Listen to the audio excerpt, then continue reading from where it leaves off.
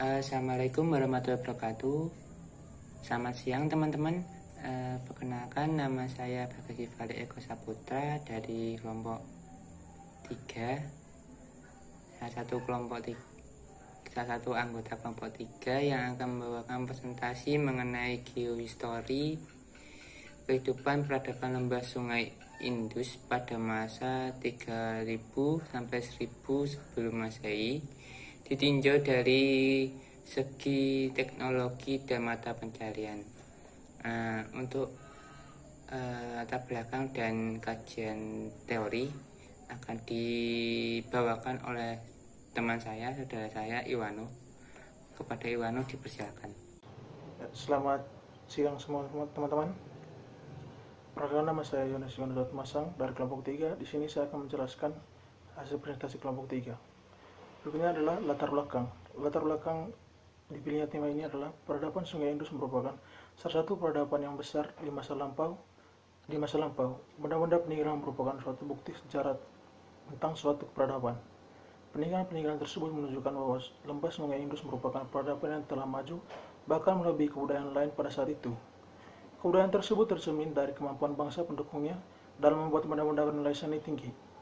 Benda-benda tersebut menunjukkan suatu kelebihan tersendiri, dan dari peninggalan tersebut kita dapat merekonstruksi sejarah yang terjadi di masa lampau di lembah Sungai Indus. Baiklah, selanjutnya di sini adalah rumusan masalah. Rumusan masalah pertama adalah bagaimana peninggalan peradaban lembah Sungai Indus pada masa 3000 sampai 1000 tahun sebelum Masehi. Kedua, bagaimana kondisi geografis peradaban lembah Sungai Indus pada tahun 3000 sampai 1000 sebelum Masehi. Yang ketiga, bagaimana kehidupan masyarakat peradaban lembah Sungai Indus pada tahun 3000 sampai 1000 sebelum Masehi ditinjau dari segi. Selanjutnya, bab 2, kajian teori. Yang pertama, determinasi lingkungan. Determinasi lingkungan secara luas menjelaskan bahwa faktor lingkungan mempengaruhi seluruh sistem masyarakat, sedangkan secara khusus, pandangan determinasi lingkungan menjelaskan bahwa lingkungan alam terbentuk jalannya budaya. Di sini, kami menggunakan pendekatan determinasi lingkungan untuk membuktikan bahwa masyarakat peradaban lembah Sungai Indus dipengaruhi oleh kondisi lingkungannya, baik standar masyarakat serta kebudayaannya. Hal ini karena peradaban lembah Sungai Indus tersebut berada di lembah sungai besar yang memberi kesuburan dan memicu kemajuan dan pertumbuhan penduduk. Selanjutnya, ekologi, administrasi. Ekologi adalah ilmu yang mempelajari hubungan timbal balik antara makhluk hidup dengan lingkungannya. Penggunaan pendekatan ekologi administrasi akan dapat menjelaskan letak dan posisi, keadaan, dan kekayaan alam, ekonomi, dan sosial budaya yang berada di masyarakat peradaban lembah Sungai Indus dalam menggunakan data-data dan lengkap yang telah dibuat oleh kelompok kami. Hal ini karena keempat ruang lingkup tersebut saling terkait dengan unsur-unsur kebudayaan yang akan dijadikan pendekatan oleh kelompok kami. Selanjutnya, unsur-unsur kebudayaan. Menurut Koento Jangningrat, kebudayaan adalah keseluruhan sistem gagasan, tindakan, dan hasil karya manusia dalam rangka kehidupan masyarakat yang dijadikan milik diri manusia dengan belajar. Dalam hal ini, kelompok kami menggunakan pendekatan unsur-unsur kebudayaan. Di antara ketujuh unsur kebudayaan yang akan digunakan untuk menjelaskan kehidupan masyarakat peradaban lembah Sungai Indus adalah sistem peralatan, teknologi, sistem mata pencarian, dan sistem pengetahuan. Walaupun makalah ini akan berfokus pada sistem mata pencarian dan sistem peralatan dan teknologi khususnya dalam kehidupan sehari-hari masyarakat peradaban lembah Sungai Indus. Baik, jadi saya akan menerangkan mengenai bab 3 mengenai pemaparan data dan pembahasan. Jadi yang pertama itu di sini seperti yang kita lihat itu yang sebelah kanan adalah SC Marshall yang sebelah kanan ini, dan yang sebelah kirinya ini adalah foto RD Banerjee. Nah, kemudian Laporan pertama mengenai penemuan peradaban lembah sungai Indus adalah berasal dari Charles Mason, pembelot dari pasukan perusahaan India Timur pada tahun 1829. Dia melakukan perjalanan menuju seluruh negara bagian Punjab. Dalam ekspedisinya tersebut, dia menemukan sebuah kumpulan gundukan di daerah Punjab. Kemudian dia melakukan penggalian bersama tim anggotanya, yang kemudian menemukan sebuah kota kuno yang kemudian diberi nama sebagai Kota Harappa. Kota Harappa sendiri berada di lembah anak sungai Indus yang bernama Sungai Ravi. Dalam waktu yang hampir bersamaan, lebih jauh ke selatan di sepanjang batang utara Sungai Indus di Provinsi Sindh, sebuah situs kota kuno telah ditemukan oleh pihak arkeologi ASI atau Badan Arkeolog India setelah pembubaran East India Company pada tahun 1861. Jadi ASI ini adalah anggota arkeolog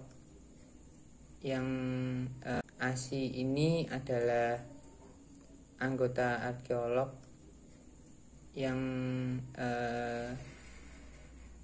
menemukan, yang dibentuk setelah India itu merdeka dari Inggris.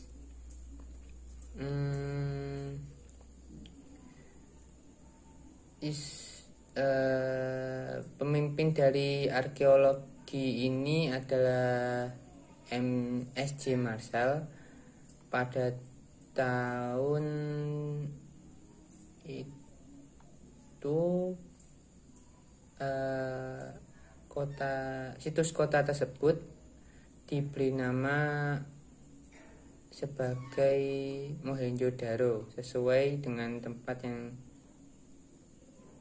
ditemukannya situs kota kuno tersebut.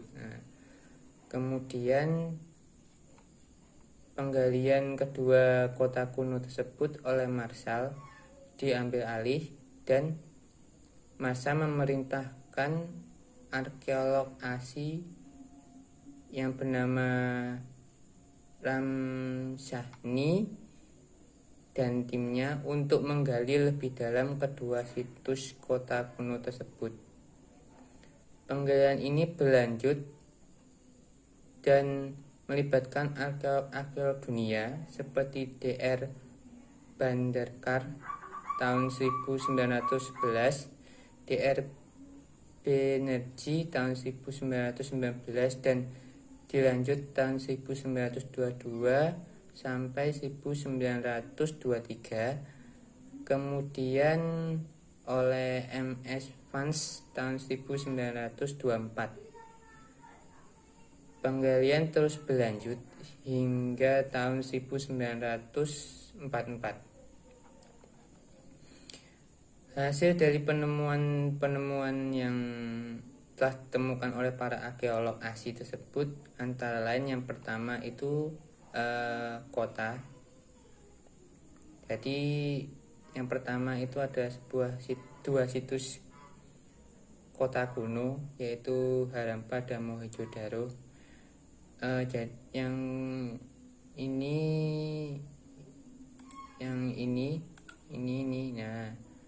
ini itu adalah kota kuno Mohenjo-daro, sedangkan yang di bawahnya ini ada foto kota Harappa. Jadi dari peninggalan kota kuno menunjukkan bahwa kualitas perencanaan kota dan pemerintahan kota yang ditemukan di kedua situs kota kuno tersebut sangat efisien dengan menempatkan prioritas tertinggi pada kebersihan dan akses ke sarana ritual keagamaan. Situs kota kuno Harappa dan Mohenjo-daro yang telah digali menunjukkan perencanaan kedua kota tersebut yang menunjukkan adanya sistem sanitasi perkotaan pertama dengan menggunakan teknik hidrolik. Dalam kota, setiap rumah atau kelompok rumah terdapat sebuah lubang sumur tua yang telah terpendam sangat lama. Terdapat pula ruangan yang tampak seperti sengaja disekat untuk digunakan sebagai toilet dan kamar mandi. Di rumah-rumah tersebut setiap kamar mandinya itu ada saluran air yang menuju ke bawah sebagai pembuangan limbah, dan setiap rumah itu memiliki arsitektur canggih yang berupa galangan kapal, lumbung, gudang, kemudian plafon bata dan dinding pelindung yang sangat mengesankan. Tembok-tembok besar yang berada di kedua kota kuno tersebut kemungkinan besar digunakan untuk melindungi orang-orang dari banjir dan mencegah dari konflik militer antar suku. Kemudian, di kedua kota tersebut terdapat jalan-jalan yang lebar, dilengkapi dengan sistem pengaliran air yang baik. Lebar jalan bahkan ada yang sampai 10 meter. Di sisi kanan dan kiri jalan ada sejenis trotoar selebar setengah meter yang digunakan untuk membuang limbah tadi. Terdapat pula gedung-gedung atau rumah-rumah penduduk yang juga berada di pinggir jalan di sisi kanan dan sisi kiri jalan. Pintu keluar dari rumah-rumah penduduk tersebut menghadap ke arah jalan untuk memudahkan akses. Gedung-gedung penduduk tersebut, rumah itu seperti dilapisi sejenis semen yang sekarang kita kenal. Beberapa gedung memiliki loteng yang lengkap dengan kamar mandi, yang memiliki pipa pembuangan. Kedua itu mengenai timbangan. Pada saat melakukan penggalian, para arkeolog tanpa sadar menemukan batu-batu berbentuk persegi maupun persegi panjang. Di beberapa tempat di puing-puing bekas bangunan situs kota kuno Mohenjo-daro dan Harappa. Batu-batu ini memiliki rasio 5:2:1 dengan bobot 0,05, 0,1, 0,2, 0,5, 1, 2, 5, 20, 10, 20, 50, 100, 200 hingga 500 dengan berat setiap unit sekitar 8 gram. Jadi yang saya jelaskan tadi adalah berupa unit yang milik setiap unit tersebut berkisar memiliki berat 8 gram. Mirip dengan timbangan yang ada di Kekaisaran Inggris yang disebut dengan ons, atau di Yunani yang disebut dengan uninska. Dengan demikian, para arkeolog percaya bahwa batu-batu tersebut dulu digunakan untuk pemberat timbangan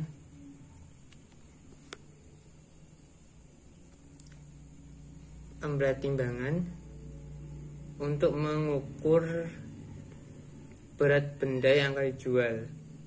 Bahkan para arkeolog percaya bahwa benda yang lebih kecil kemungkinan ditimbang dalam rasio yang sama dengan 0,871 unit.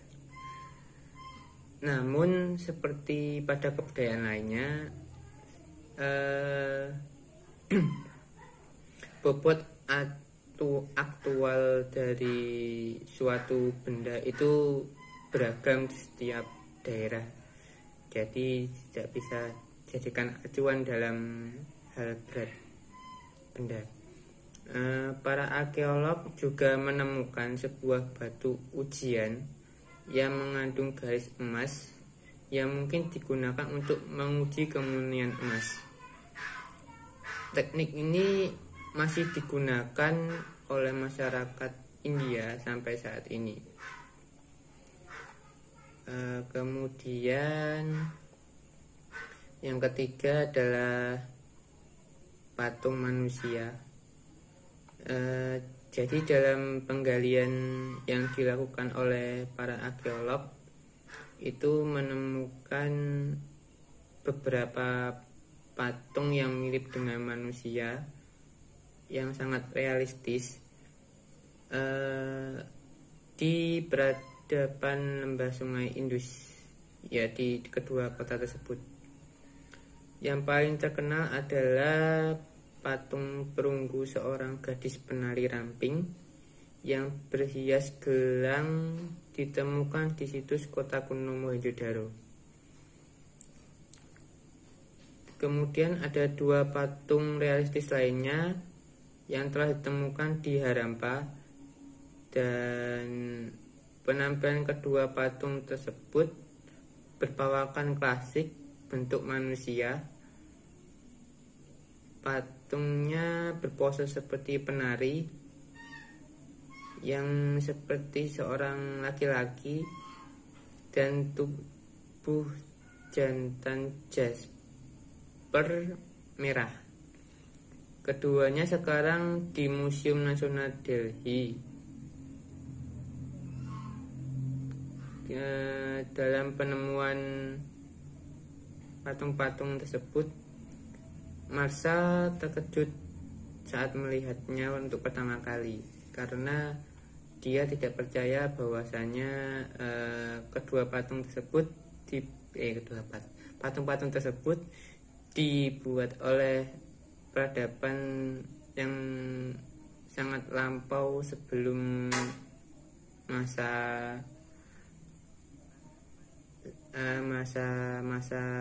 Masehi dimulai. Kemudian yang keempat itu adalah stempel. Jadi ribuan stempel atau anjing laut statite telah ditemukan dan kondisi mereka cukup konsisten. Ukuran mereka berkisar 2 hingga 4 cm atau 3/4 hingga 1,5 inch. Dalam sebagian besar kasus, mereka memiliki atasan yang tertusuk di bagian belakangnya untuk mengakomodasi tali untuk digunakan sebagai perhiasan pribadi peradaban lembah Sungai Indus. Segel yang ditemukan di Mohenjo-daro menggambarkan sosok yang berdiri dan yang lainnya itu sedang duduk bersila seperti posisi yoga.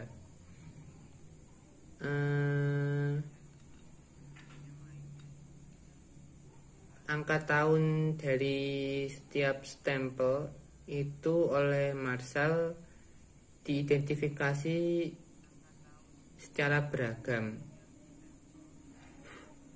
Nah, sedangkan mengenai motif stempel yang baru saja saya terangkan itu tadi oleh Marshall diidentifikasi sebagai sosok dewa Hindu yang sekarang kita kenal sebagai Dewa Siwa. Ada beberapa stempel yang memperlihatkan adanya instrumen yang mirip harpa yang digambarkan pada segel peradaban lembah Sungai Indus dan 2 benda karang yang ditemukan di Lothal. Hal ini menunjukkan bahwa peradaban lembah Sungai Indus telah mengetahui alat musik gesek pada masa itu. Kemudian beberapa stempel juga menggambarkan adanya dewa manusia dengan tanduk, kuku, dan ekor banteng, khususnya dalam adegan pertarungan dengan binatang seperti harimau bertanduk. Motif tersebut digambarkan sebagai dewa yang dibandingkan dengan manusia banteng di Mesopotamia yang bernama Enkidu. Beberapa segel juga menggambarkan seorang lelaki yang bertarung dengan 2 singa atau harimau. Ini menunjukkan bahwa motif tuan hewan yang umum bagi peradaban di Asia Barat dan Asia Selatan. Kemudian transportasi di lembah Sungai Indus. Jadi yang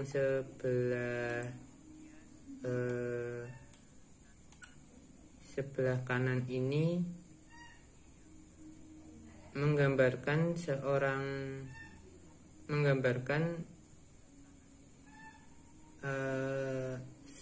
yang sedang mengendarai seseorang sedang menaiki gerobak yang ditarik oleh 2 sapi. Nah, sedangkan yang sebelah kiri ini adalah gambar atau foto dari seseorang yang sedang menaiki sebuah kapal. Jadi dari kedua terakota tersebut, para arkeolog mempercayai bahwa peradaban lembah Sungai Indus telah mengenal sistem transportasi, khususnya yang menggunakan roda. Kemajuan ini mungkin sangat identik dengan gerobak sapi jantan yang terlihat di seluruh Asia Selatan saat ini, serta penggunaan kapal. Sebagian besar dari kapal-kapal ini mungkin adalah kapal kecil dengan alas datar, dan mungkin juga menggunakan layar untuk bisa bergerak. Para arkeolog telah menemukan kanal besar yang dikeruk dan mereka menganggap sebagai dok di pesisir Lothar di India Barat.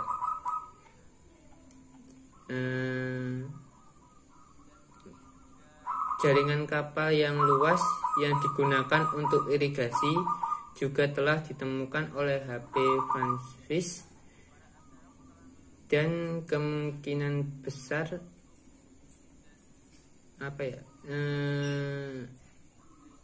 menunjukkan bahwa peradaban lembah Sungai Indus ini telah mengenal sistem transportasi berupa kapal laut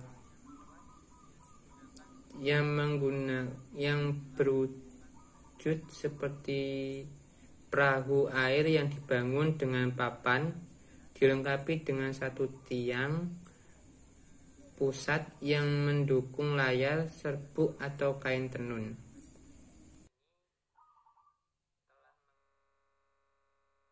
Yang selanjutnya itu mengenai sistem penulisan peradaban lembah Sungai Indus.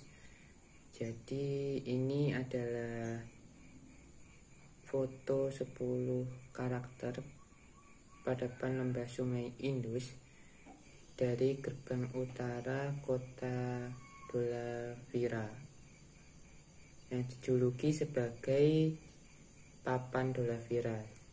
Jadi selama penggalian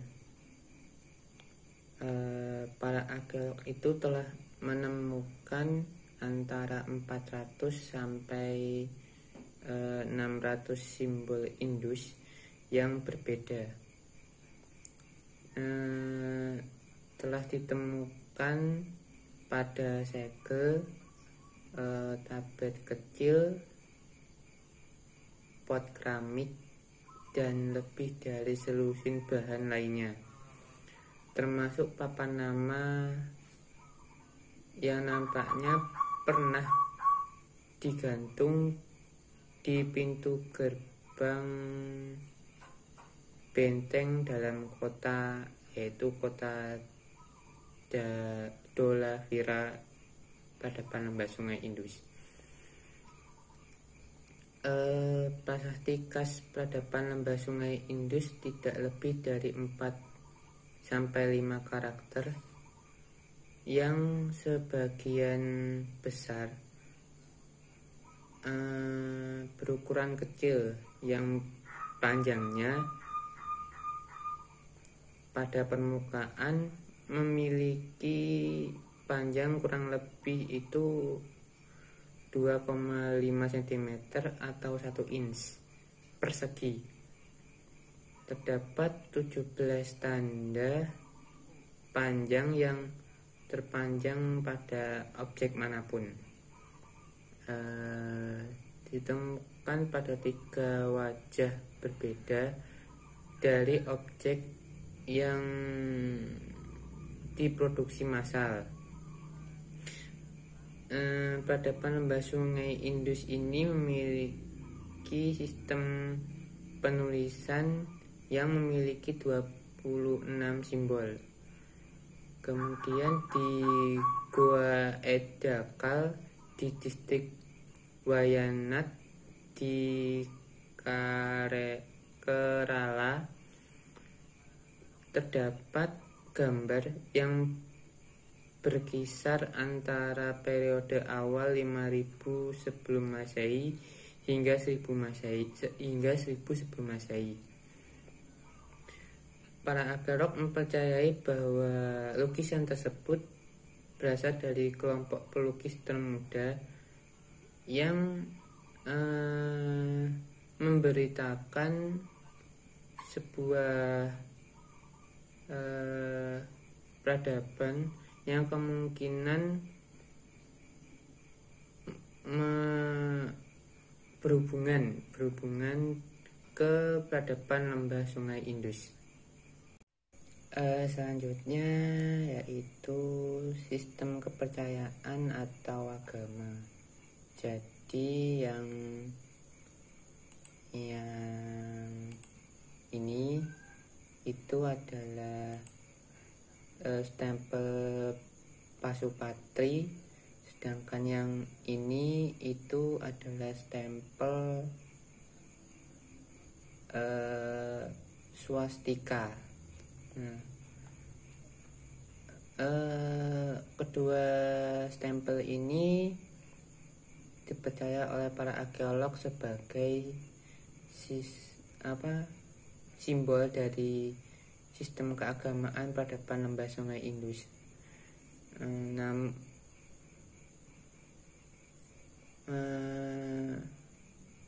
Namun karena kurangnya bukti untuk berbagai interpretasi dan fakta bahwa naskah peradaban lembah Sungai Indus atau sistem penulisan peradaban lembah Sungai Indus itu masih belum bisa diuraikan, maka kesimpulannya sebagian besar masih bersifat spekulatif dan sebagian besar didasarkan pada pandangan retrospektif dari persepsi Hindu yang jauh berkembang setelah peradaban lembah Sungai Indus hilang. Jadi para arkeolog menganggap bahwasanya sistem kepercayaan lembah Sungai Indus, jadi menurut para arkeolog, stempel dan segel yang ditemukan di kedua kota tersebut adalah sebuah karya awal dan berpengaruh di daerah yang mengaturkan interpretasi Hindu atas bukti arkeologi yang ditemukan di situs kota kuno Harappa.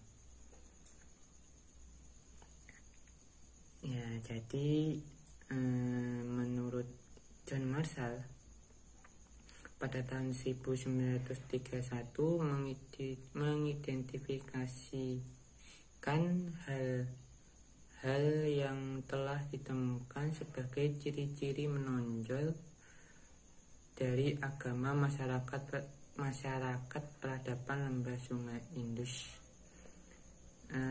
Penemuan seperti hanya stempel Pasupatri dan patung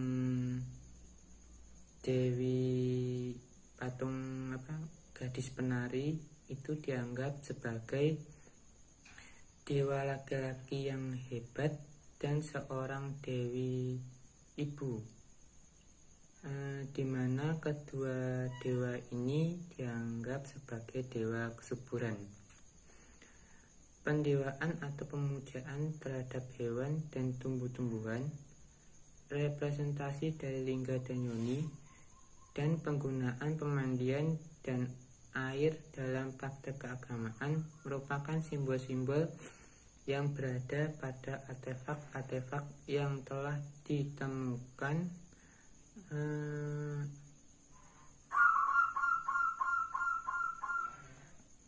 yang kemudian diinterpretasikan oleh Marshall sebagai simbol keagamaan masyarakat peradaban lembah Sungai Indus.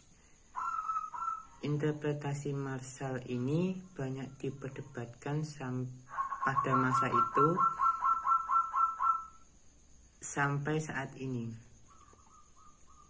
Nah, jadi menurut Marshall itu bahwasanya ini adalah representasi dari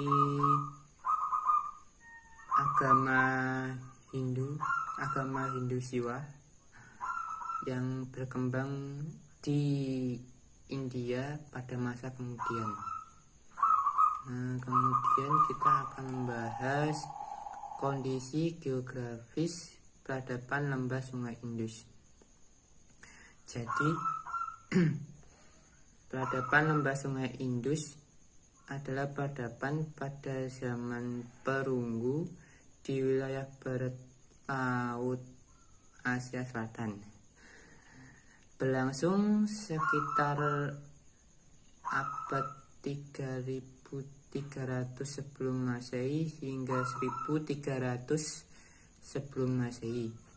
Dalam bentuk dewasanya sekitar 2600 sebelum Masehi hingga 1900 sebelum Masehi.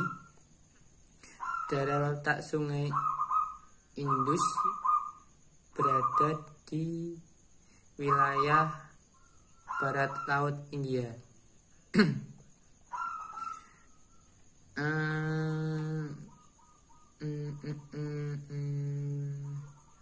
Sungai Indus berasal dari mata air yang berasal dari Tibet yang mengalir melalui pegunungan Himalaya.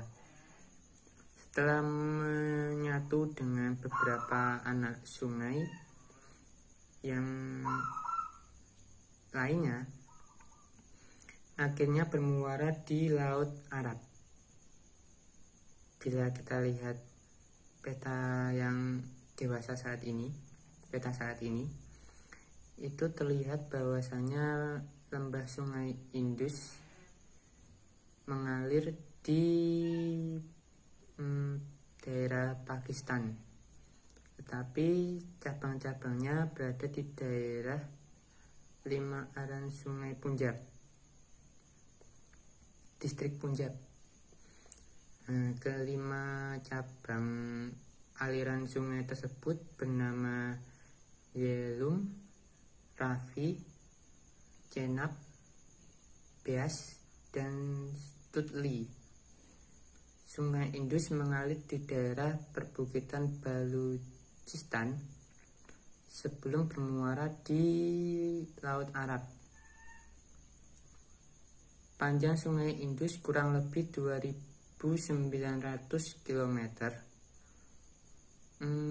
Penghuninya itu dikenal sebagai suku bangsa Dravida atau Drawida, dengan ciri-ciri tubuh pendek, rambut keriting hitam, dan kulit berwarna hitam.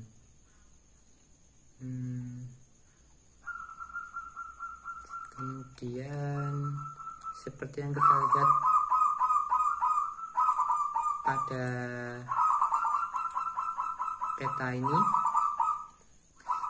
adalah persebaran tanah aluvial yang berada di lembah Sungai Indus.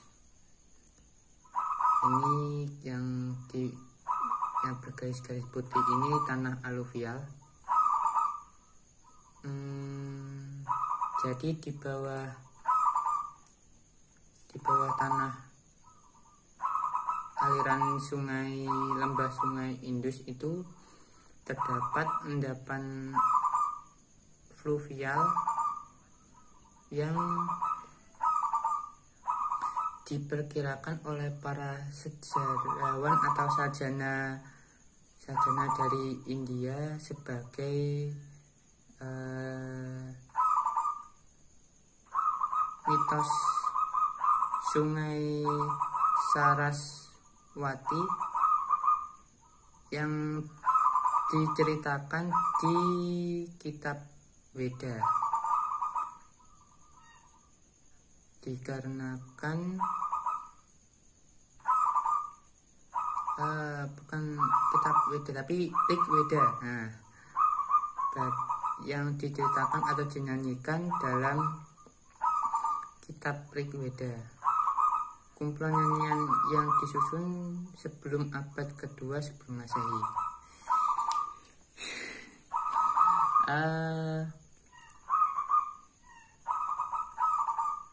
Penelitian geografikal akhir-akhir ini menunjukkan bahwa Sungai Indus tidak seperti Saraswati, sungai yang diuraikan dalam Rig Weda, merupakan sungai yang tertutup salju. Sedangkan ada arkeolog yang percaya bahwa Sungai Indus ini dulunya adalah Sungai Gangga Hakra, yang merupakan sebuah sistem sungai yang diberi makan monsum abadi yang menjadi musiman sekitar 4000 tahun yang lalu. Selain itu,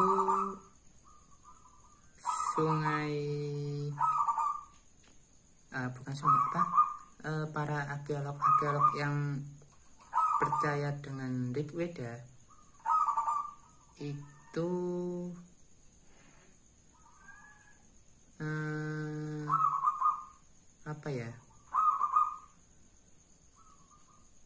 ada hubungan antara penurunan Sungai Indus dengan kebangkitan peradaban Veda di dataran Gangga.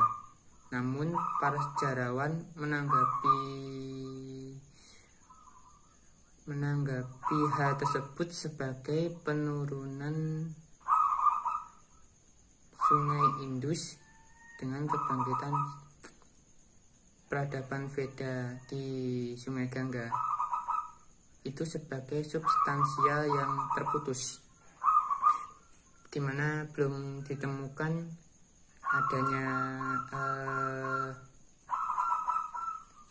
adanya bukti bahwasanya penemuan cerita atau nyanyian tentang Sungai Saraswati ini terbukti adanya. Namun jikalau kita berbicara tentang Sungai Gangga Hakra, itu memang ada.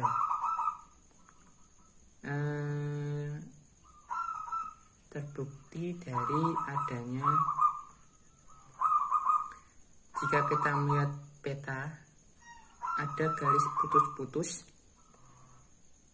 Peta yang sekarang dewasa ini, yang saat ini itu ada garis putus-putus yang bertuliskan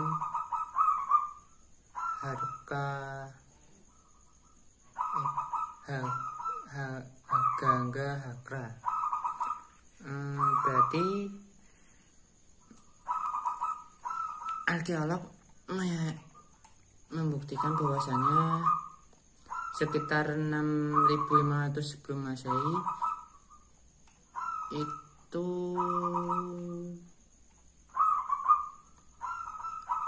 terdapat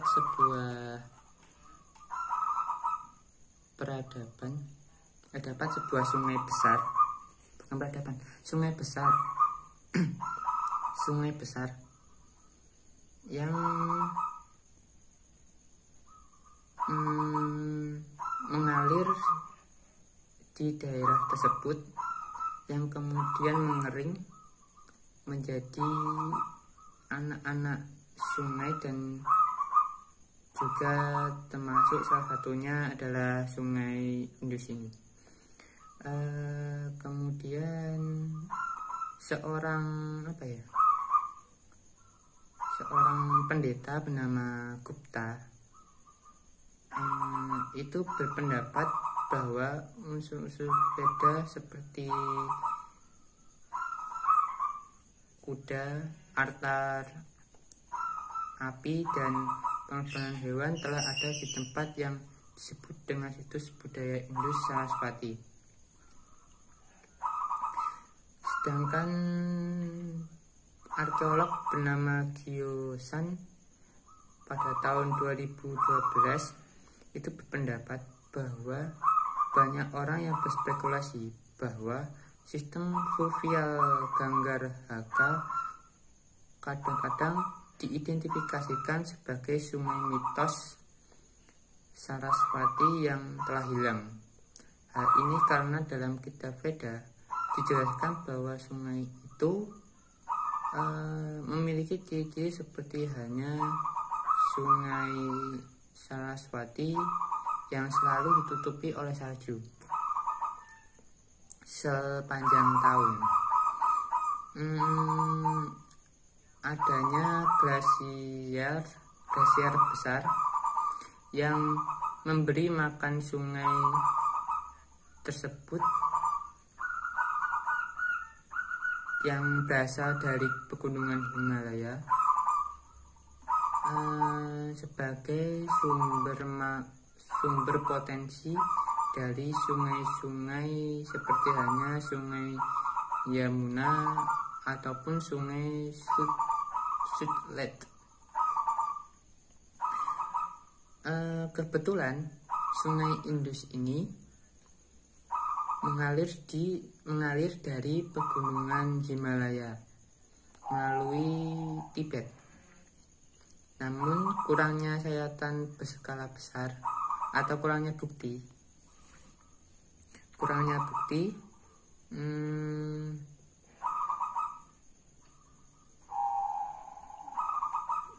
pada interfluvial menunjukkan bahwa sungai-sungai besar glasier tidak mengalir melewati wilayah Ganggar Hakra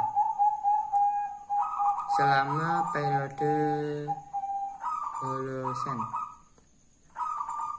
Namun sungai Ganggar Hakra tidak dilakukan lagi aktif di wilayah itu, yaitu wilayah lembah sungai Indus saat ini pada masa lalu. Endapan fluvial berpasir sekitar 5.400 tahun sebelum Masehi menunjukkan adanya campur tangan sungai Ganggar Hakra, dan sedimentasi ini berlanjut sampai 2.900 tahun yang lalu. Retribusi sedimen fluvial yang luas ini menunjukkan bahwa hujan muson mampu mempertahankan sungai abadi selama masa Holocene. Seperti itu. Kemudian nah ini yang bergaris merah ini adalah wilayah persebaran lembah sungai Indus, yang kemudian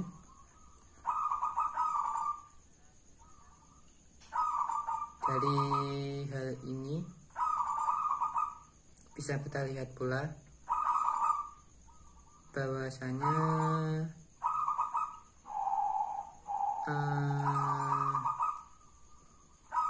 wilayahnya itu sangat luas, sangat besar, lebih besar dari peradaban yang telah ditemukan di tempat lain. Hal ini dikarenakan sekitar 6.500 sebelum Masehi sistem pertanian telah ditemukan di Balochistan. Jadi kalau di peta-peta kuno itu ada di bagian sini, tapi di luar bagian sini. Tapi ini karena saya dapat petanya kurang, jadi bisa diperlihatkan. Dalam ribuan tahun kemudian, kehidupan menetap membuat perubahan baru pada seluruh daratan peradaban lembah Sungai Indus, membentuk permukiman berupa pedesaan dan perkotaan. Pusat-pusat peradaban besar seperti Mohenjo-daro dan Harappa sangat mungkin menampung penduduk sebanyak 3.000 hingga 6.000 individu, dan selama beberapa masa peradaban, khususnya di kedua tempat ini, pertumbuhan penduduk meningkat menjadi antara 4 sampai 6 juta individu. Pada masa ini jumlah kematian menjadi meningkat karena kehidupan manusia dan hewan peliharaan yang berdekatan membuat penyebaran penyakit menular dapat menyebar dengan cepat. Dan kemungkinan hal inilah yang memunculkan pemikiran perubahan tata ruang kota yang dengan cara peningkatan kebersihan dan tingkat kelahiran. Seperti itu. Kemudian akan dijelaskan mengenai kehidupan masyarakat peradaban lembah Sungai Indus. Nah, jadi pada bagian ini akan saya sampaikan bahwasanya peradaban lembah Sungai Indus itu telah menunjukkan bahwasanya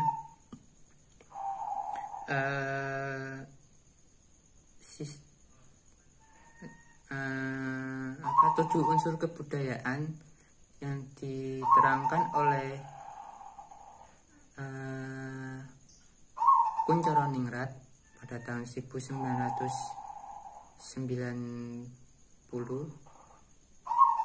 terbukti bahwasanya kebudayaan itu adalah hasil pemikiran dari manusia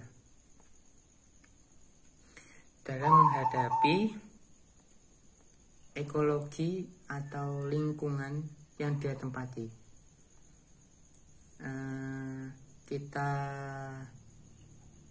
Yang akan kita bahas itu mengenai sistem mata pencarian.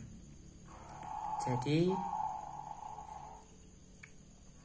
dalam sistem mata pencarian ini, masyarakat lembah Sungai Indus itu menggunakan pertanian. Seperti yang telah dijelaskan bahwasanya tahun 6500 sebelum Masehi itu di daerah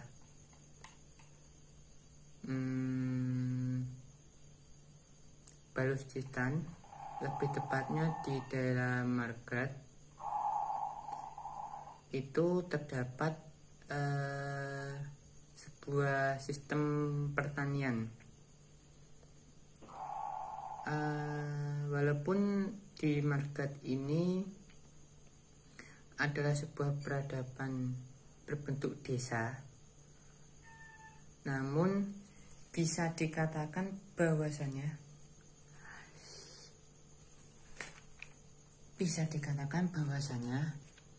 peradaban di Margat ini merupakan peradaban pertama yang menggunakan sistem pertanian. Hal ini dihubungkan dengan peristiwa yang terjadi di Mesopotamia pada sekitar 8.500 tahun yang lalu.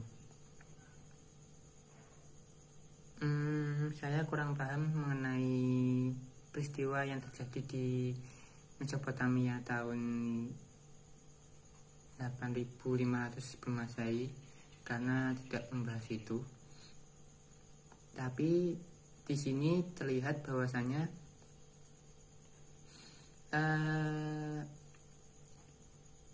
sistem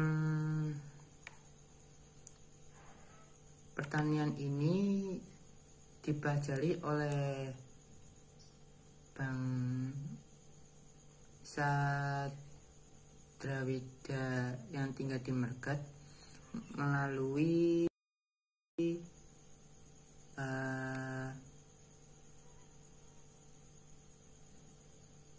kerjasama antara orang-orang dari Mesopotamia yang pada saat itu mungkin sedang berkelana atau sedang melakukan atau mencari tempat lain untuk peradabannya, sehingga setelah itu peradaban lembah sungai Indus akhirnya berkembang dan kemudian membentuk suatu peradaban desa maupun peradaban kota. Nah, di sini dalam membuat kota, dalam membuat sistem peradaban kota, seperti hanya contohnya itu situs kota Mohenjo-daro dan situs kota Harappa, itu menerangkan bahwasanya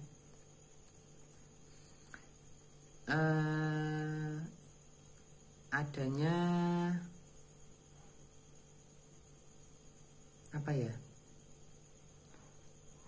sistem yang masih melakukan penempatan hewan-hewan ternak yang berdekatan dengan rumah penduduk dan tidak ada jarak antara kandang dengan rumah penduduk tersebut, jadi sangat berdekatan, dan hal itu menyebabkan adanya, dan itu menunjukkan adanya sistem domestikasi hewan. Sistem domestikasi hewan berupa babi, sapi, kemudian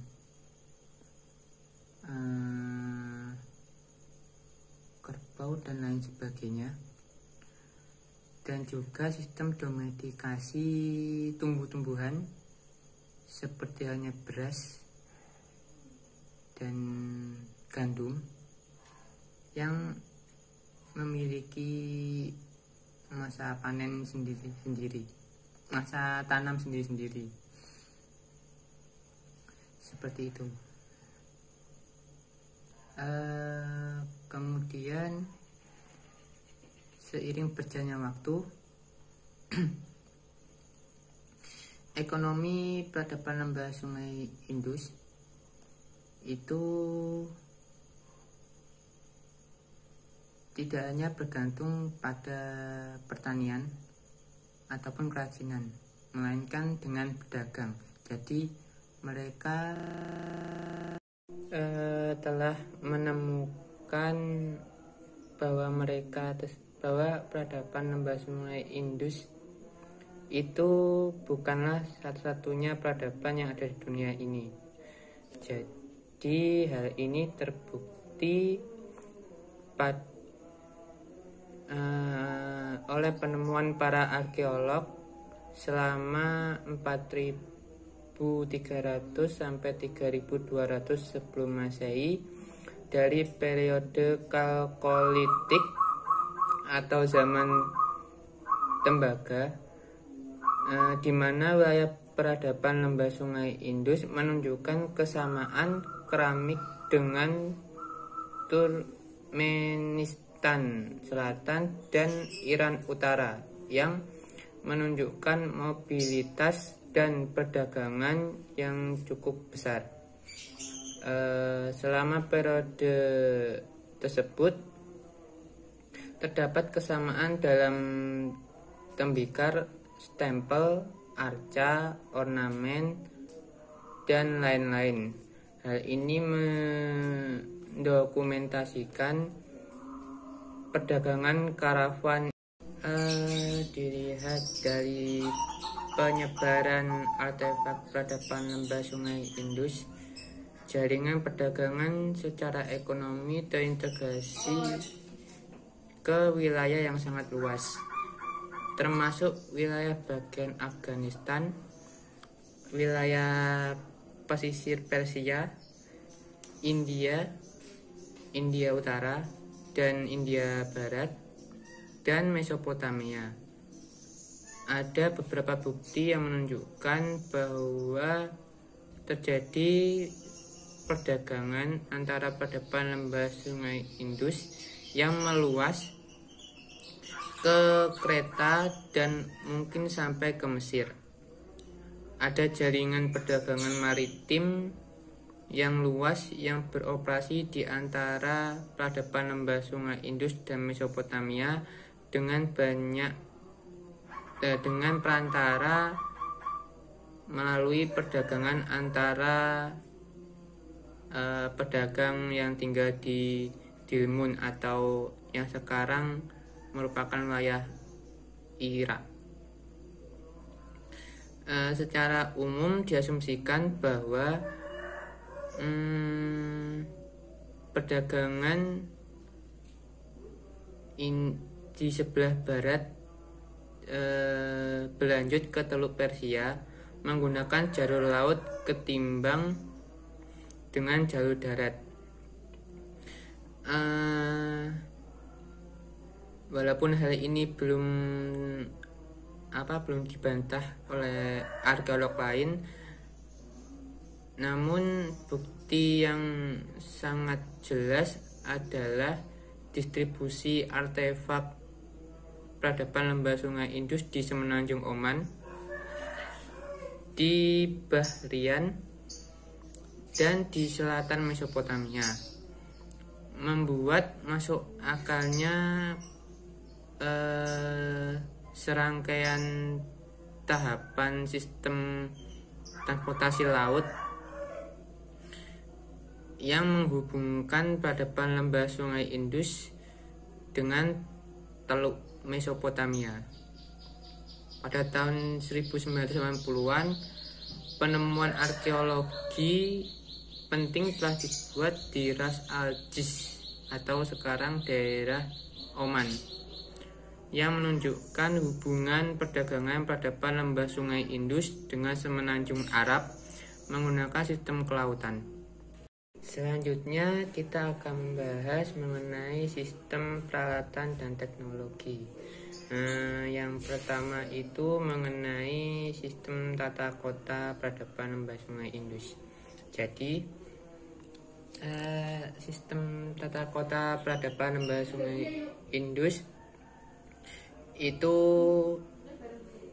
dimulai pada saat peradaban lembah sungai Indus ini mengenal sistem pertanian, yang kemudian menyebabkan pola pikir masyarakat peradaban lembah sungai Indus untuk berubah dari yang berburu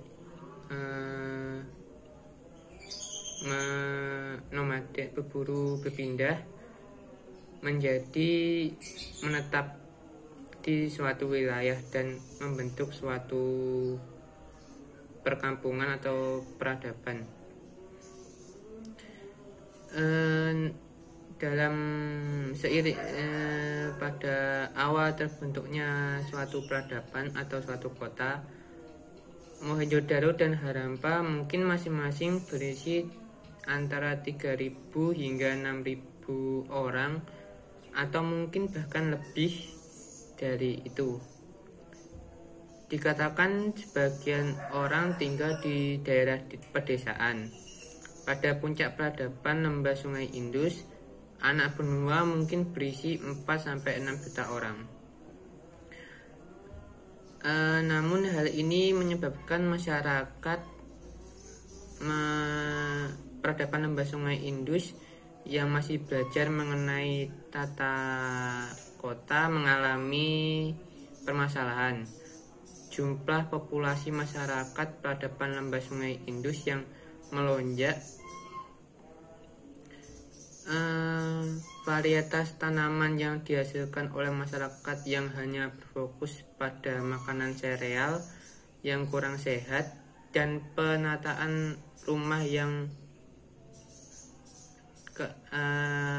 yang posisinya berdekatan dengan kandang binatang, ternak, dan rumah tetangganya yang berdekatan menyebabkan buruknya kondisi kesehatan di antara masyarakat peradaban lembah Sungai Indus.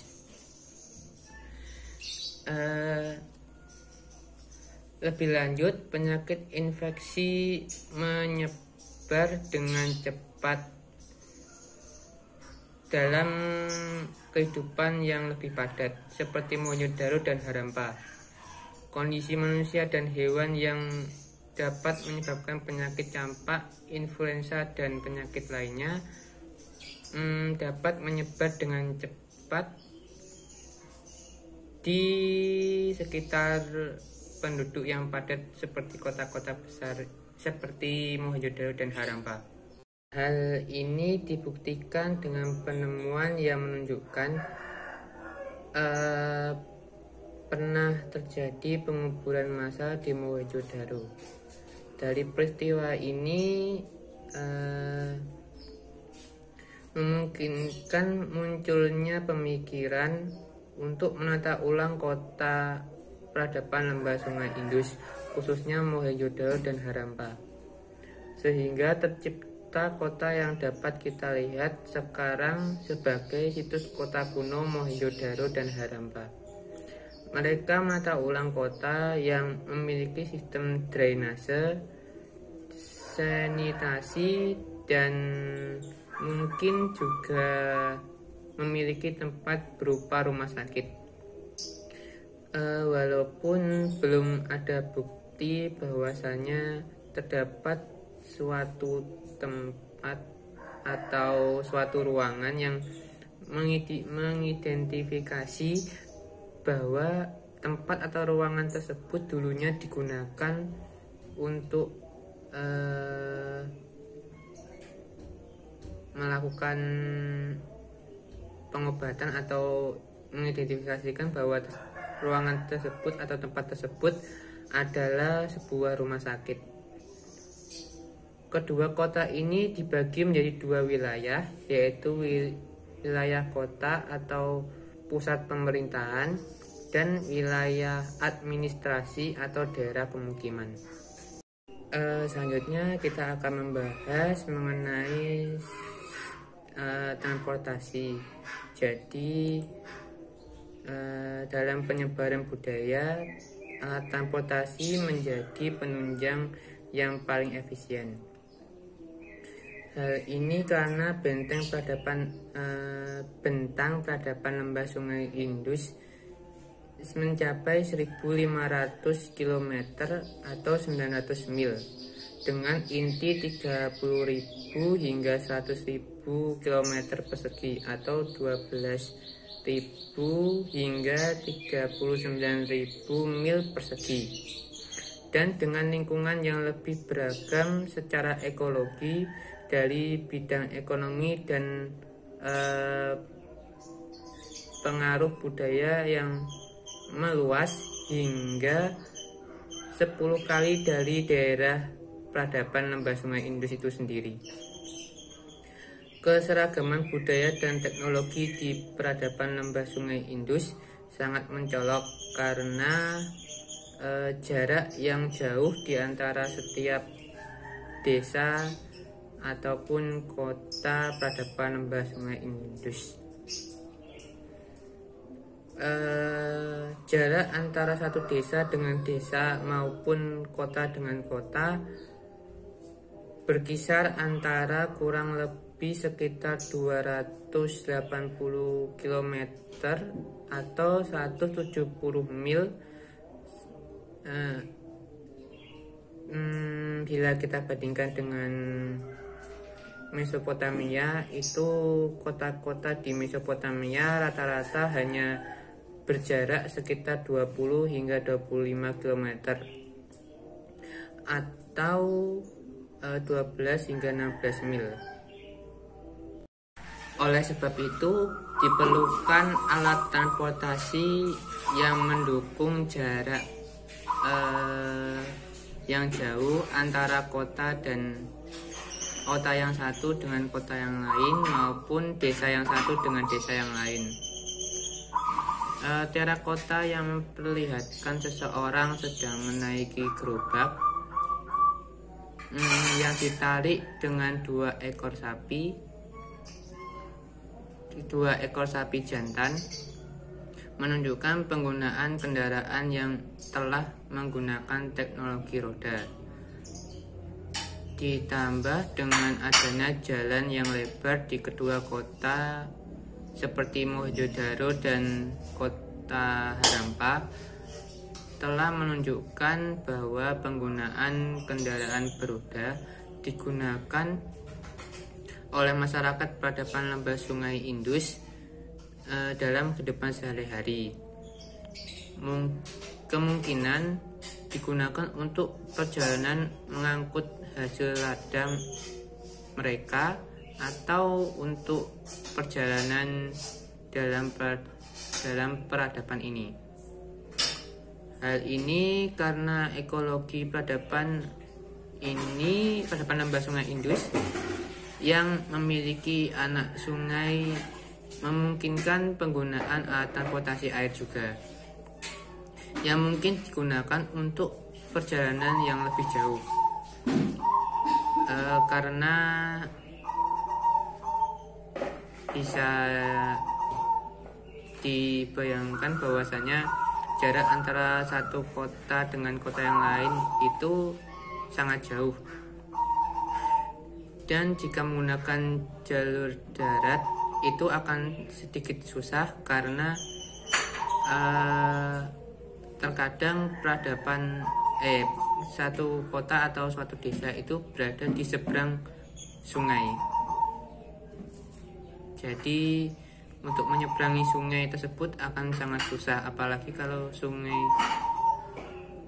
tersebut memiliki lebar yang cukup panjang, cukup lebar.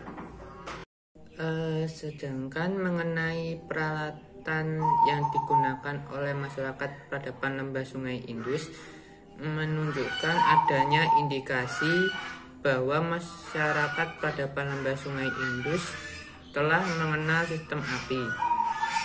Hal ini dibuktikan dengan adanya peralatan dapur, terakota dan batu bata yang memiliki ukuran yang sama. Dan bahan yang digunakan untuk membuatnya tersebut adalah bahan yang sama, yaitu berupa tanah liat. Jadi untuk memadatkan tanah liat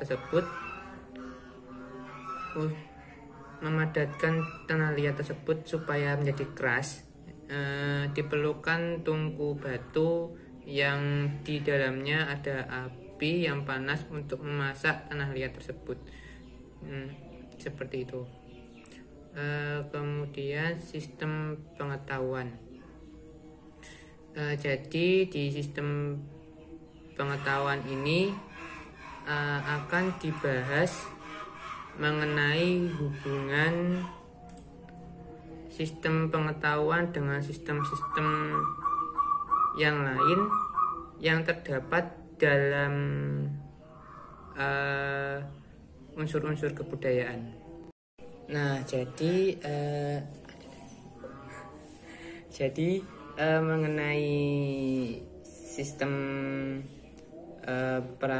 sistem pengetahuan ini kita harus mengetahui dulu apa itu pengetahuan. Jadi definisi pengetahuan tersebut adalah hasil dari pemikiran individu atau kelompok masyarakat yang menghasilkan sebuah gagasan atau barang jadi untuk memudahkan pekerjaan mereka sehari-hari. Untuk apalagi ya, seperti memberikan solusi dan memberikan jalan keluar dalam suatu masalah. Nah, di sini yang pertama yang harus kita bahas adalah mengenai hubungan antara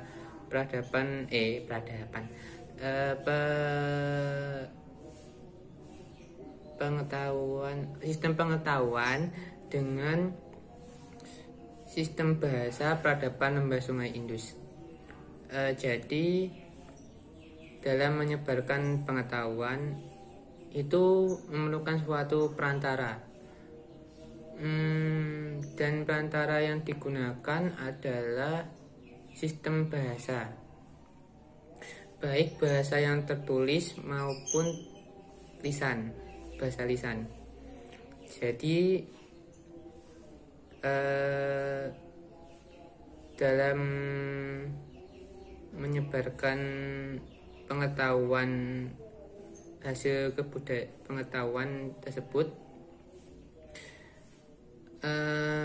masyarakat lembah Sungai Indus menggunakan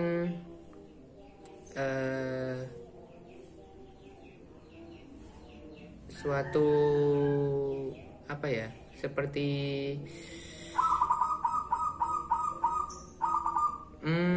menyampaikan seperti hanya menggunakan prasasti atau arsip sebagai penyampai pengetahuan. Dalam hal ini bahasa peradaban lembah Sungai Indus maupun sistem penulisan dalam peradaban lembah Sungai Indus menjadi terpengaruh dengan masyarakat lain atau peradaban lain, karena peradaban lembah Sungai Indus ini sangat luas, ditambah lagi dengan persebaran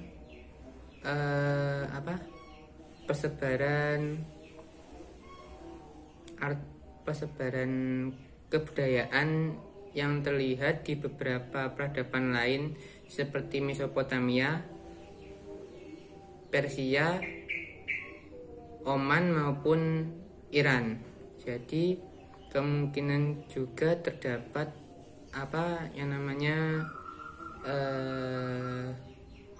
akulturasi bahasa dan akulturasi penulisan bahasa. Jadi secara ekologi terlihat bahwasanya setiap wilayah peradaban lembah Sungai Indus memungkinkan terdapatnya perbedaan penulisan bahasa yang berbeda-beda tergantung dari peradaban lain mana yang mempengaruhi bagian peradaban lembah Sungai Indus. Seperti itu. Jadi hal ini menunjukkan bahwasanya setiap peradaban lembah Sungai Indus, baik itu kota maupun desa yang merupakan bagian lembah Sungai Indus, kemungkinan memiliki hubungan dengan peradaban lain yang berbeda. Contoh saja seperti Hanyalota dan daerah pesisir peradaban lembah Sungai Indus yang kemungkinan itu memiliki hubungan bahasa dengan daerah-daerah di Mesopotamia, atau mungkin Midgard dan Mohenjo-daro yang merupakan daerah yang kemungkinan bekerja sama dengan Dalmun atau Iran sehingga terjadi akulturasi, atau mungkin Harappa yang kalau kita tarik garis lurus ke arah barat itu akan sampai ke Sungai Nil, Kerta, Mesir.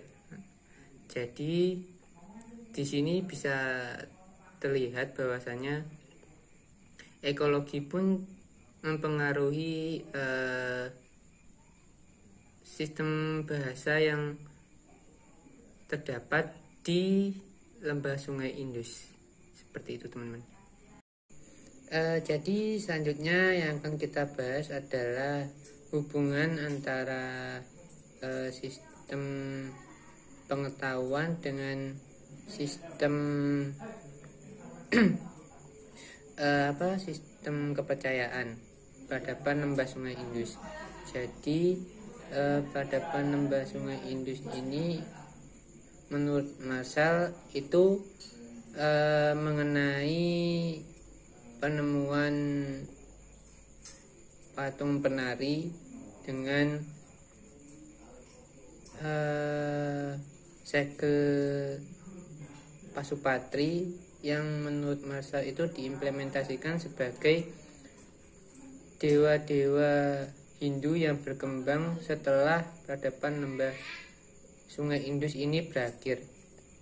Jadi menurut Marshall kedua penemuan tersebut menggambarkan adanya prototipe dari dewa-dewa Hindu yang berkembang selanjutnya.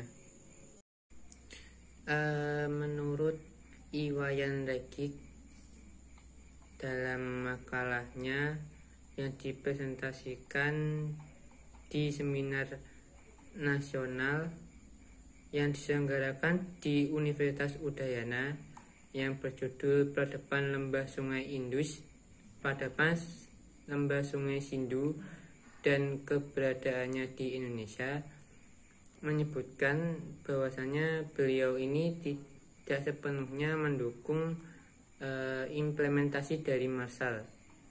Memang benar dalam makalah yang dia presentasikan di Udayana, dia menyebutkan bahwa peradaban lembah Sungai Indus ini menyembah Dewi Ibu, kepala Siwa, memuja lingga, pohon dan binatang, ya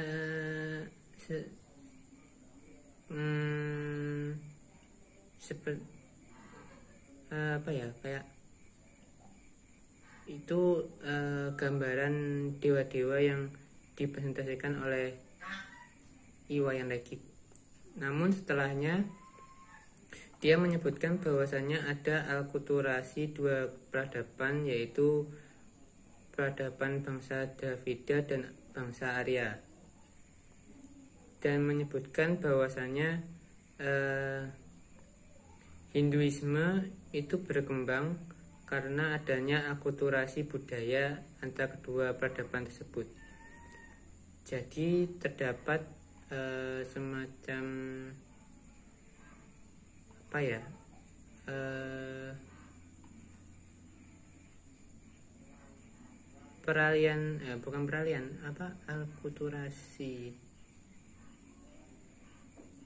akulturasi kebudayaan yang salah satunya itu mengenai sistem kepercayaan. Jadi dalam hal ini akulturasinya itu penggambaran dewa-dewa dari kedua peradaban ini bersatu dan membentuk agama Hinduisme yang sekarang kita kenal, dan kemudian membentuk suatu peradaban di Sungai Gangga di kemudian harinya. Kalau menurut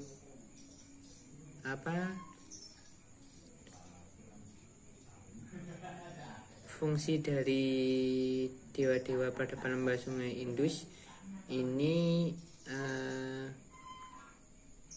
para arkeolog percaya bahwa implementasi dari lembah Sungai Indus ini adalah dewa-dewi yang dewa-dewi kesuburan. Jadi bisa dikatakan bahwasanya peradaban lembah sungai, maksudnya lingkungan lembah Sungai Indus ini sangat subur karena di bawahnya terdapat endapan aluvial yang menyebar di seluruh aliran peradaban lembah Sungai Indus. Jadi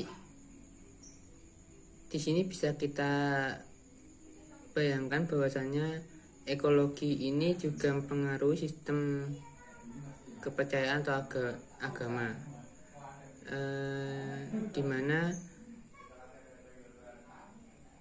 masyarakat peradaban lembah Sungai Indus akhirnya memiliki pemikiran bahwasanya ada sesuatu yang maha kuat, sesuatu yang maha kuasa yang membuat tanah mereka itu subur, yang kemudian mereka implementasikan dalam bentuk dewa-dewi yang digambarkan dalam patung dan segel yang mereka buat. Sama halnya seperti di daerah pesisir di Indonesia yang masih menggunakan tradisi seperti larung sesaji, yang para nelayannya itu percaya bahwasanya ada sesuatu yang maha kuat yang bisa mendatangkan hal yang melimpah, hasil ikan yang melimpah. Nah, hal ini juga terlihat sama seperti halnya di peradaban lembah Sungai Indus yang percaya bahwasanya ada yang maha kuasa, ada yang maha kuat, ada yang maha esa yang menciptakan tanah peradaban mereka itu menjadi tanah yang subur, padahal di bawah tanah peradaban mereka tersebut terdapat sejumlah endapan tanah aluvial yang berfungsi sebagai penyubur tanah yang kemudian digunakan sebagai ladang pertanian, seperti itu. Baik, selanjutnya mengenai hubungan antara sistem pengetahuan dengan sistem peralatan dan teknologi peradaban lembah Sungai Indus.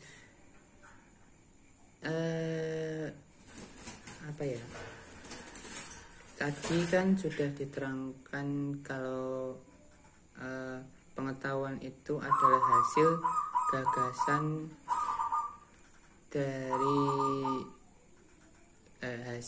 dari pemikiran manusia berupa gagasan maupun barang jadi.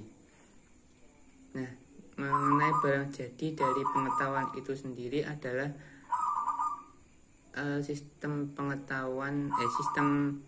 peralatan dan teknologi itu yang digunakan oleh individu atau kelompok masyarakat untuk mempermudah aktivitas mereka sehari-hari. Nah, di sini di presentasi sebelum-sebelumnya itu sudah diterangkan secara detail mengenai sistem teknologi yang ada di peradaban lembah Sungai Indus. Sistem-sistem alat-alat tersebut menggambarkan bahwasanya mereka telah berpikir mengenai bagaimana mereka melawan atau mempermudah pekerjaan mereka dalam hal dalam lingkungan mereka, dalam ekologi mereka, seperti itu. Jadi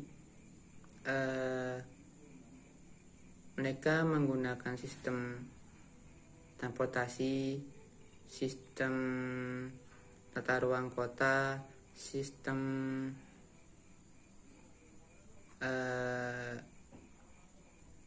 api itu untuk mempermudah mereka dalam hal memenuhi kebutuhan hidup mereka sehari-hari. Jadi dalam kita bagi jadi tiga mengenai sistem peralatan dan teknologi pada lembah Sungai Indus ini. Dalam materi sebelumnya seperti hanya transportasi baik itu darat, laut maupun sungai menunjukkan bahwasanya masyarakat pada lembah Sungai Indus telah berpikir untuk memanfaatkan ekologi atau lingkungan sekitar mereka untuk dimanfaatkan secara maksimal. Karena wilayah mereka terdiri dari banyak anak sungai, maka mereka membuat transportasi sungai berupa kapal datar yang terdapat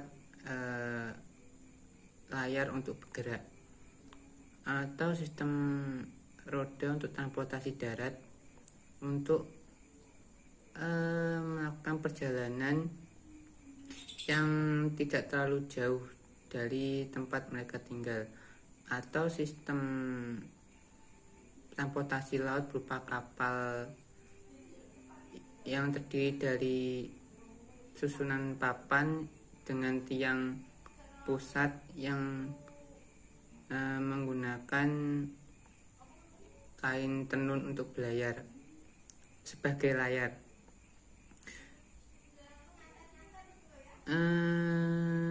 Kemudian mengenai sistem tata ruang kota itu sendiri, mereka belajar dari hal-hal sebelumnya sudah diterangkan bahwasanya mereka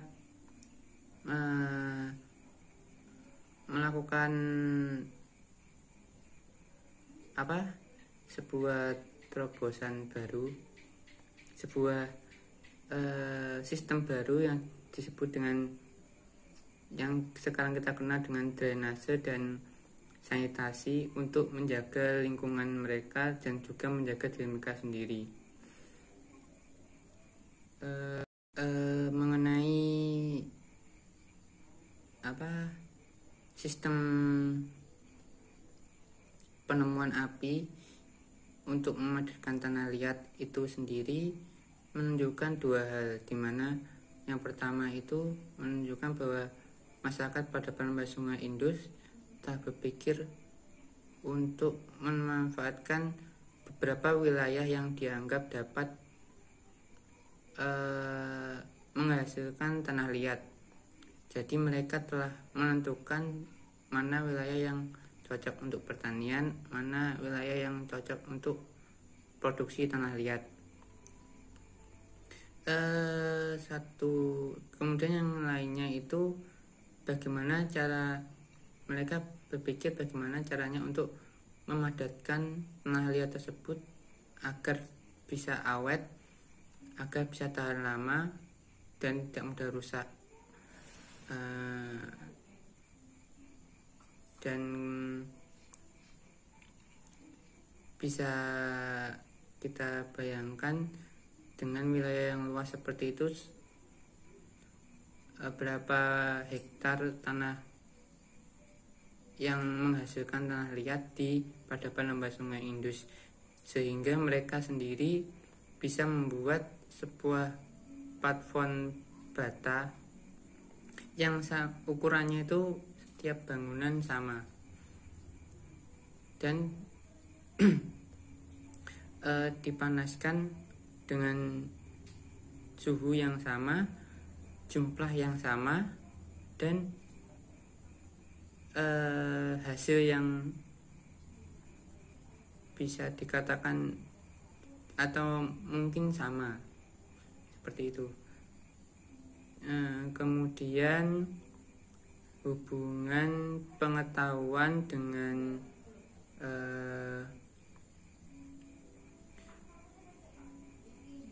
hubungan sistem pengetahuan dengan sistem mata pencarian.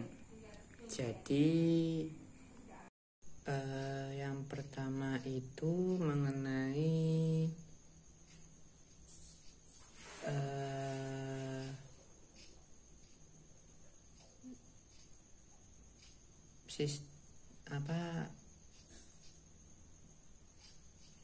mata pencarian melalui sistem pertanian dan peternakan. Yang kedua itu mengenai sistem pengrajinan atau kesenian. Yang ketiga ini dengan sistem perdagangan.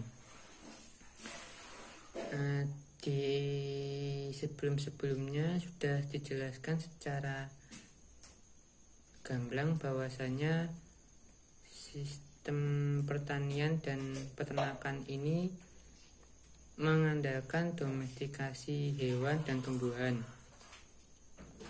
Jadi mereka telah memiliki pemikiran bahwasanya mengandalkan ekologi atau lingkungan sekitar mereka berupa fauna dan flora, memanfaatkan hewan-hewan liar untuk dijinakkan supaya bisa diambil dagingnya untuk dimanfaatkan pada masa-masa paceklik atau masa-masa gagal panen. Sedangkan untuk domestikasi flora atau tumbuhan, mereka telah mengerti sistem tanam panen. Jadi mereka telah mengerti waktu kapan menanam tanaman padi untuk mengolah beras, menanam, kemudian memanennya itu kapan, dan menanam gandum kemudian memanennya itu kapan, sudah mereka pelajari, mereka pikirkan. Kalau mengenai perdagangan, itu pada saat mereka mengetahui bahwasanya mereka bukanlah bangsa yang satu-satunya mendiami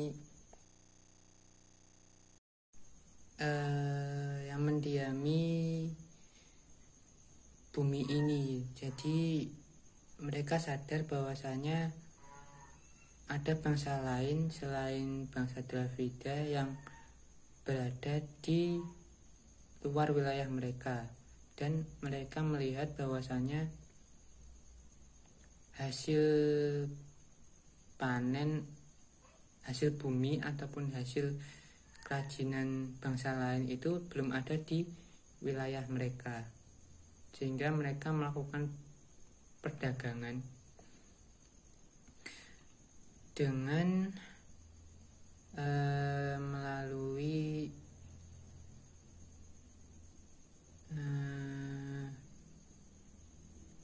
mungkin dengan melalui tukar barang atau barter, atau mungkin dengan sistem mata uang lain ya, karena masih belum adanya bukti seperti apa sistem atau cara perdagangan antara bangsa peradaban lembah Sungai Indus dengan bangsa-bangsa lain.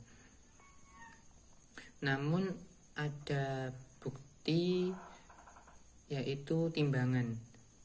Nah, timbangan ini digunakan untuk menimbang barang-barang yang didagangkan atau dijual.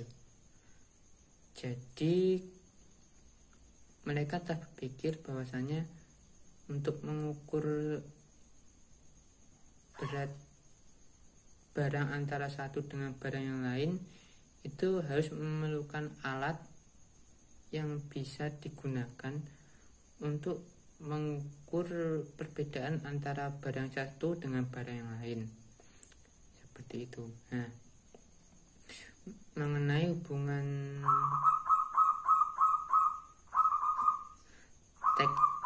sistem teknologi dengan kesenian, itu berhubungan juga dengan kerajinan, ya kan? Nah, jadi kalau kita membahas kesenian sudah dipaparkan dalam stempel, segel, patung gadis penari, kemudian terakota. Bahwasanya dalam pengetahuan dan kesenian ini memiliki hubungan di mana mereka memanfaatkan sumber bahan yang ada di sekitar ekologi mereka, di sekitar lingkungan mereka untuk jadikan bahan baku kerajinan, yaitu berupa tanah liat tadi. Jadi, nah kemudian mereka melakukan perdagangan kerajinan yang berupa yang kemudian diperdagangkan ke berbagai wilayah lain, berbagai bangsa lain di luar peradaban mereka. Bukti-buktinya yaitu ada di Iran yang terdapat tembikar yang memiliki ciri-ciri sama atau hampir sama dengan tembikar yang berada di peradaban lembah sungai Indus. Atau di Teluk Persia itu juga ada. Ya, baca lagi lah makalah di atasnya karena sudah diterangkan mengenai kerajinan ini, dan juga berkaitan dengan perdagangan pula. Jadi sangat udah banyak juga mengenai pengrajinan dan hubungannya dengan pengetahuan. Kemudian hubungan apa lagi ya? Bahasa, teknologi, percayaan, semata pencarian, kesenian, apa lagi ya? Saya agak lupa yang satunya apa ya? Teknologi, bukan, apa ya? Bahasa, teknologi, pencarian. Oh ya, satu lagi saya lupa. Organisasi sosial. Oke. Jadi menurut Suud itu organisasi sosial di lembah sungai Indus ini sangat terlihat dalam masa-masa peradaban lembah sungai Indus di masa dewasa, di mana mereka mulai mengenal sistem drainase. Jadi mereka membuat badan yang ditugaskan untuk membersihkan selokan atau sistem drainase yang ada di kota-kota, khususnya kota Mohenjo-daro dan Harappa. Jadi mereka mulai berpikir bahwasanya ekologi mereka harus merawat pula ekologi mereka dengan mendaur ulang kotoran menjadi pupuk alami jika kotoran tersebut berasal dari peternakan dari hewan peternak mereka. Kemudian dijelaskan pula bahwasanya peradaban ini memiliki dua wilayah, yaitu wilayah pusat atau wilayah kota dan wilayah administrasi atau wilayah pemukiman. Jadi bisa terlihat bahwa kedua kota ini memiliki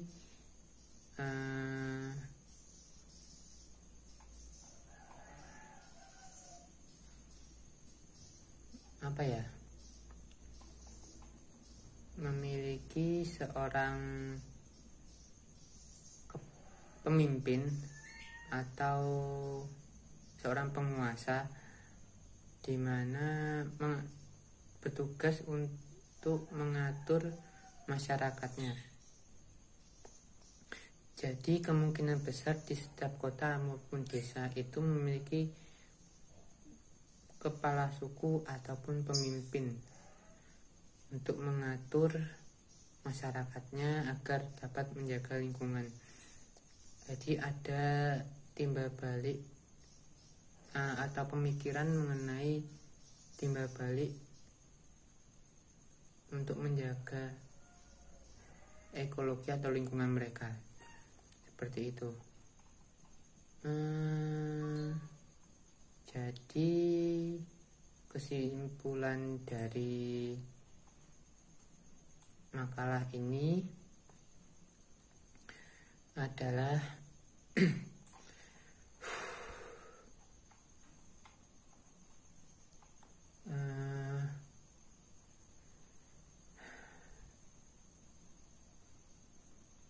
bahwasanya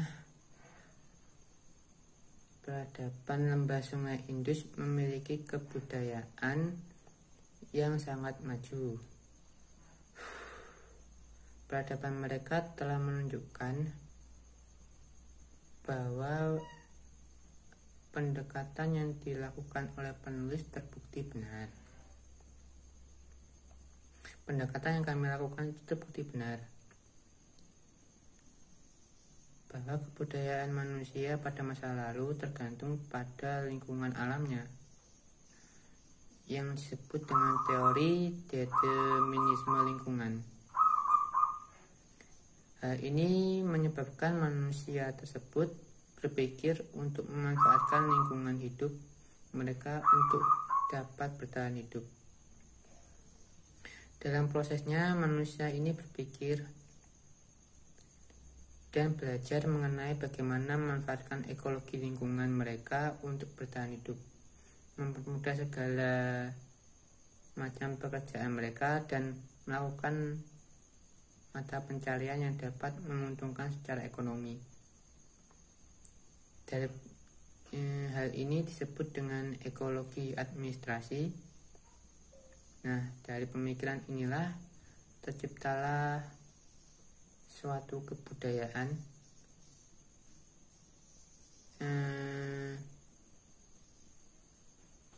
yang kemudian oleh Kuncoro Ningrat disebut sebagai unsur-unsur kebudayaan. Hal ini juga dapat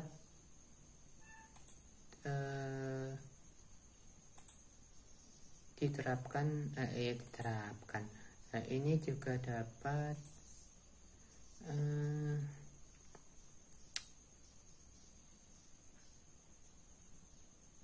ini juga terjadi di peradaban lembah Sungai Indus. Awalnya Mereka hidup dengan cara berburu mengumpulkan makanan. Hidup dalam kelompok kecil dan terisolasi. Kemudian mereka menemukan atau menciptakan sistem pertanian yang kemudian mengubah pola pikir mereka untuk melakukan sistem menetap. Kemudian seiring dengan berjalannya waktu, populasi di suatu wilayah terus bertambah yang mengakibatkan buruknya kesehatan. Dari peristiwa itu, masyarakat peradaban lembah Sungai Indus berpikir untuk mencegah penyakit yang berbahaya yang dapat memusnahkan peradaban mereka.